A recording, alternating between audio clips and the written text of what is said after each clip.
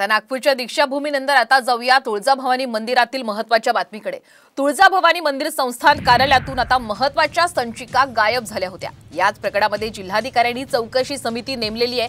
पुरातन नाणी आणि सोनं चांदीच्या दागिन्यांवर डल्ला मारणारा दिलीप नाईकवाडी यांच्या संदर्भातील फाईल गायब झाल्या होत्या। या प्रकरणी आता चौकशी समिती नेमण्यात आलेली आहे। आपण पाहतोय साम टीव्हीवर ही एक्सक्लुझिव्ह माहिती। तुळजाभवानी संस्थानच्या कार्यालयातून आता महत्त्वाच्या संचिका गायब झाल्याची बातमी साम टीव्हीने दाखवली होती। आता याच प्रकरणात जिल्हाधिकाऱ्यांनी चौकशी नेमलेली आहे। तुळजाभवानी मंदिर देवस्थानामध्ये काही संचिका घाळ झाल्याबाबत एक रिपोर्ट आपल्या समिती स्थापन केली होती।